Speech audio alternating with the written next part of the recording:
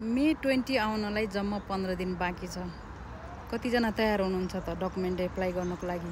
अब मे 20 मा बुलेटिन निकाल्छ र जसको 2 वर्ष भइसक्यो, कम्प्लिट भइसक्यो स्पेनमा इम्पाद्रोमेन्टो, उहाँहरूले एप्लाई गर्न पाउनुहुन्छ। सायद डकुमेन्टहरू रेडी गरिसक्नु होला।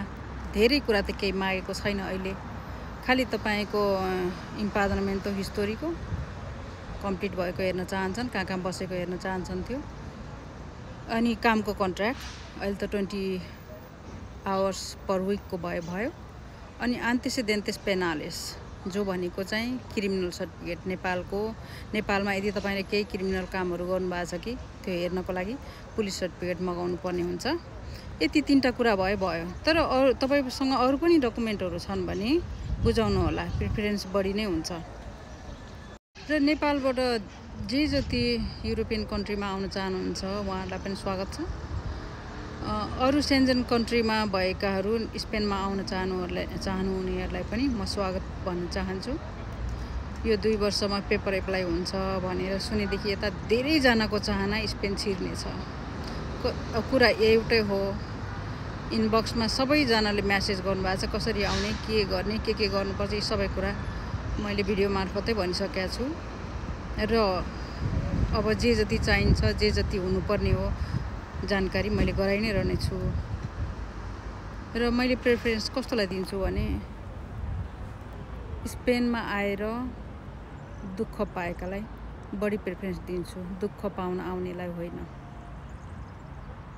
अर्को कुरा, मेरो सबै सिटीमा गएर हेल्प गर्न सक्ने क्षमता छैन, किनभने मैले आफ्नो काम गर्नुपर्छ र आफ्नो कामदेखि बाहेक फुर्सदको समयमा यसो जानकारी दिनको लागि एक दुईवटा भिडियोहरू मैले बनाउँछु। भिडियो मार्फतै जानकारी गराउन चाहन्छु। र मेरो एरिया वरिपरि कोही हुनुहुन्छ दुःख पाएको भने उहाँहरूलाई सक्दो हेल्प गर्न तयार हुन्छु। काम खोजिदिनु पर्छ कि रुम खोजिदिनु पर्छ कि रुमको लागि म ग्यारेन्टी दिन्छु। तर अरू ठाउँबाट आऊ यहाँ, म तयार छु, म रेस्पोन्सिबिलिटी लिन तयार छु भनेर म भन्न सक्दिनँ। त्यो खालको रिस्क मैले लिन सक्दिनँ। त्यस्तो रिस्क तपाईँहरूले आफै लिनुपर्छ, किनकि आफ्नो देश छोडेर अर्को देशमा फालिसकेपछि त्यो देशबाट फेरि यहाँ त आउन सक्नुहुन्छ तपाईँहरू। रिस्क त आफूले लिनु पर्यो।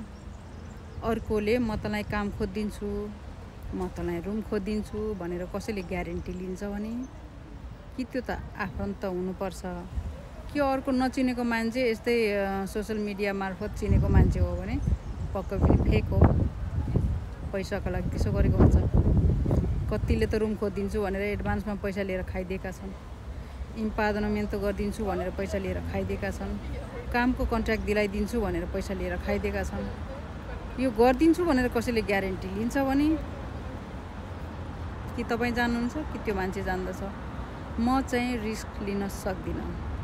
धेरैजना मान्छे यहाँ स्पेनको बारेमा जानकारी दिन बसिरहेका छन्, धेरै देख्छु म। मानिसहरूले कतिले राम्रो जानकारी पनि दिइरहेछन्, कतिले फेक न्युजहरू पनि भनिरहेछन्। मैले ट्रु नै भन्छु भनेर त म भन्न सक्दिनँ, तर मैले जे जति मेरो अगाडि देखेको छु, जे जति थाहा पाएको छु, जे जति मेरो अनुभवले भन्छ, म त्यो यहाँ जानकारी गराउन चाहन्छु सबैजनालाई। र